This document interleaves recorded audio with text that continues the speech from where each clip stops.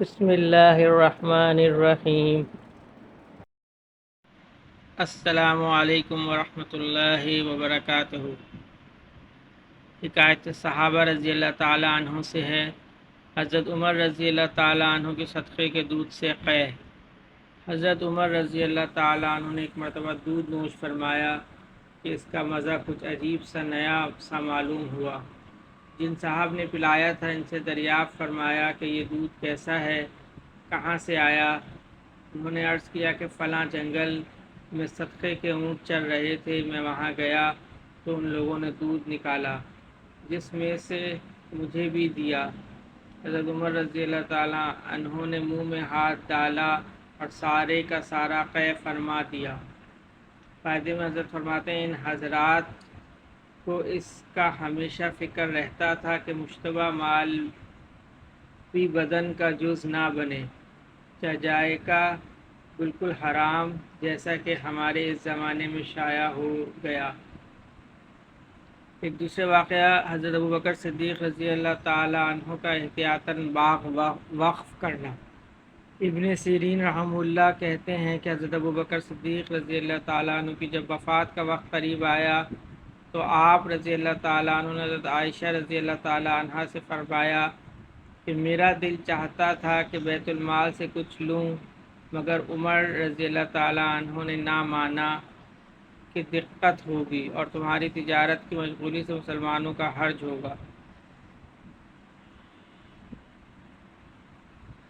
اس مجبوری سے مجھے لینا پڑا، اس لیے اب میرا فلاں باغ اس کے عوض میں دے دیا جائے۔ جب حضرت ابوبکر رضی اللہ تعالیٰ عنہ کا وصال ہو گیا تو حضرت عائشہ رضی اللہ تعالیٰ عنہ نے حضرت عمر رضی اللہ تعالیٰ عنہ کے پاس آدمی بھیجا اور والد کی وصیت کے موافق وہ باغ دے دیا۔ حضرت عمر رضی اللہ تعالیٰ عنہ نے فرمایا اللہ تعالیٰ شانہ تمہارے باپ پر رحم فرمائیں، انہوں نے یہ چاہا کہ کسی کو لب کشائی کا موقع ہی نہ دیں۔ کتاب الاموال۔ فائدے میں حضرت فرماتے ہیں غور کرنے کی بات ہے کہ اول تو وہ مقدار ہی کیا تھی جو حضرت ابوبکر صدیق رضی اللہ تعالیٰ عنہ نے لی، اس کے بعد لینا بھی اہل رائے کے اصرار پر تھا اور مسلمانوں کے نفع کی وجہ سے اس میں بھی جتنی ممکن احتیاط ہو سکتی تھی۔ اس کا اندازہ قصہ نمبر 4 باب 3 سے معلوم ہو گیا کہ بیوی نے تنگی اٹھا کر پیٹ کاٹ کے کچھ دام میٹھے کے لیے جمع کیے تو اس کو بیت المال میں جمع فرما دیا اور اتنی مقدار مستقل کم کر دی۔ اس سب کے بعد یہ آخری فعل ہے کہ جو کچھ لیا اس کا بھی معاوضہ داخل کر دیا۔ حضرت علی رحمہ اللہ بن معبد کا کرائے کے مکان سے تحریر کو خشک کرنا۔ علی رحمہ اللہ بن معبد ایک محدث ہیں، فرماتے ہیں کہ میں ایک کرائے کے مکان میں رہتا تھا۔ ایک مرتبہ میں نے کچھ لکھا اور اس کو خشک کرنے کے لیے مٹی کی ضرورت ہوئی۔ کچی دیوار تھی، مجھے خیال آیا کہ اس پر سے ذرا سی کھرچ کر تحریر پر ڈال لوں، پھر خیال آیا کہ مکان کرائے کا ہے جو رہنے کے واسطے کرائے پر لیا گیا، نہ مٹی لینے کے واسطے، مگر ساتھ ہی یہ خیال آیا کہ اتنی ذرا سی مٹی میں کیا مذائقہ ہے، معمولی چیز ہے۔ میں نے مٹی لے لی اور رات کو خواب میں دیکھا کہ ایک صاحب کھڑے ہیں جو یہ فرما رہے ہیں کہ کل قیامت کو معلوم ہوگا۔ یہ کہنا کہ معمولی مٹی کیا چیز ہے۔ فائدے میں حضرت فرماتے ہیں کل معلوم ہوگا کا بظاہر مطلب یہ ہے کہ تقوی کے درجات بہت زیادہ ہیں۔ کمال درجہ یہ یقیناً تھا کہ اس سے بھی اعتراض کیا جاتا، اگرچہ عرفاً معمولی چیز شمار ہونے سے جواز کی حد میں تھا۔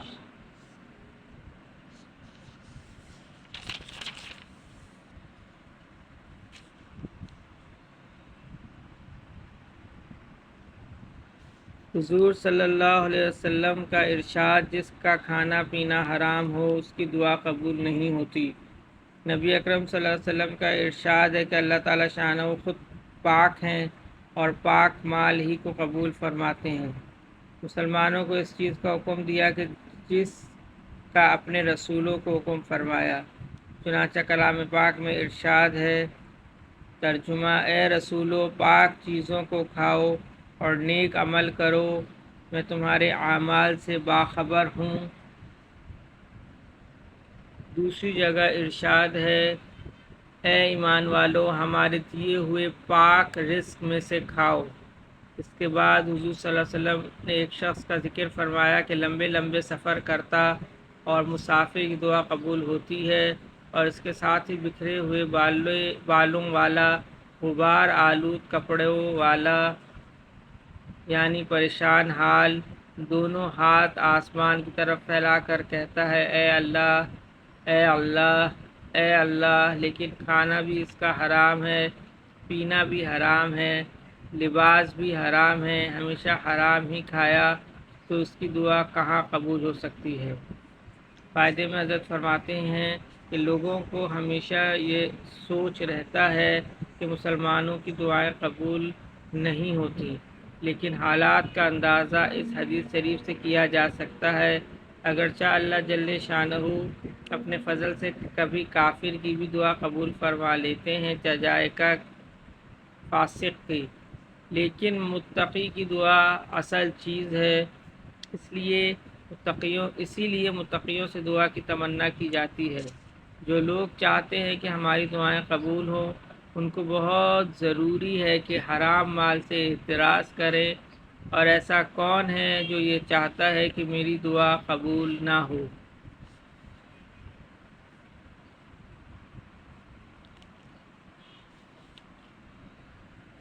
فضائل تبلیغ میں سے ہے، نبی کریم صلی اللہ علیہ وسلم کا ارشاد ہے کہ بنی اسرائیل میں سب سے پہلا تنزل اس طرح شروع ہوا کہ ایک شخص کسی دوسرے سے ملتا اور کسی ناجائز بات کو کرتے ہوئے دیکھتا تو اس کو منع کرتا کہ دیکھ، اللہ سے ڈر، ایسا نہ کر، لیکن اس کے نہ ماننے پر بھی وہ اپنے تعلقات کی وجہ سے کھانے پینے میں اور نشست و برخاست میں ویسا ہی برتاؤ کرتا جیسا کہ اس سے پہلے تھا۔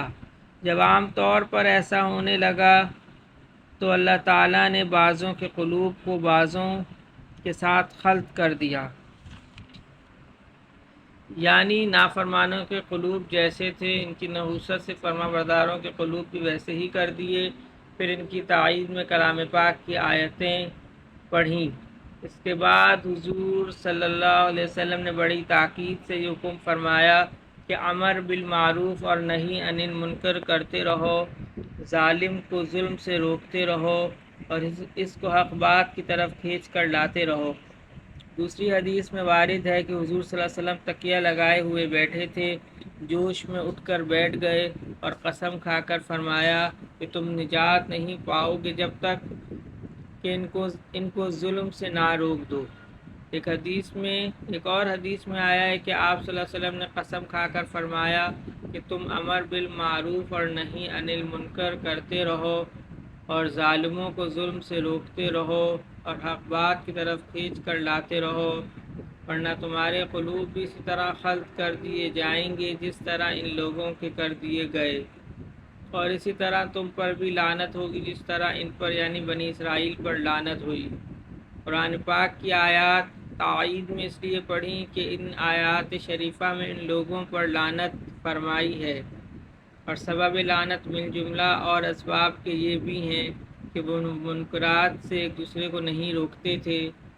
آج کل یہ خوبی سمجھی جاتی ہے کہ آدمی صلح کل رہے، جس جگہ جاوے ویسے ہی کہنے لگے، اسی کو کمال اور وسعت اخلاق سمجھا جاتا ہے، حالانکہ یہ علی الاطلاق غلط ہے، بلکہ جہاں نہ کہ ہاں میں ہاں ملانے کی، جہاں امر بالمعروف وغیرہ قطعاً مفید نہ ہو، ممکن ہے کہ صرف سکوت کی کچھ گنجائش نکل آوے، نہ کہ ہاں میں ہاں ملانے کی، لیکن جہاں مفید ہو سکتا ہے، مثلاً اپنی اولاد، اپنے ماتحت، اپنے دست نگر لوگوں میں، وہاں کسی طرح بھی یہ سکوت کمال اخلاق نہیں، بلکہ سکوت کرنے والا شرعاً و عرفاً خود مجرم ہے۔ سفیان ثوری رحمہ اللہ کہتے ہیں کہ جو شخص اپنے پڑوسیوں کو محبوب ہو، اپنے بھائیوں میں محمود ہو، اغلب یہ ہے کہ وہ مداحن ہوگا۔ روایت میں متعدد روایات میں مضمون آیا ہے کہ جب کوئی گناہ مخفی طور سے کیا جاتا ہے تو اس کی مضرت کرنے والے کو ہی ہوتی ہے، لیکن جب کوئی گناہ کھلم کھلا کیا جاتا ہے اور لوگ اس کے روکنے پر قادر ہیں اور پھر نہیں روکتے تو اس کی مضرت اور نقصان بھی عام ہوتا ہے۔ اب ہر شخص اپنی ہی حالت پر غور کر لے کہ کتنے معاصی اس کے علم میں ایسے کیے جاتے ہیں جن کو وہ روک سکتا ہے، اور پھر بے توجہی، لاپرواہی، بے اتفاقی سے کام لیتا ہے۔ اور تو اس سے بڑھ کر ظلم یہ ہے کہ کوئی اللہ کا بندہ اس کو روکنے کی کوشش کرتا ہے تو اس کی مخالفت کی جاتی ہے، اس کو کوتاہ نظر بتلایا جاتا ہے، اس کی اعانت کی بجائے اس کا مقابلہ کیا جاتا ہے۔ اللہم صلی علی محمد وعلی آل محمد، اللہم اعنی علی ذکرک و شکرک و حسن عبادتک۔ سبحان ربک رب العزت عما یصفون وسلام علی المرسلین والحمد للہ رب العالمین۔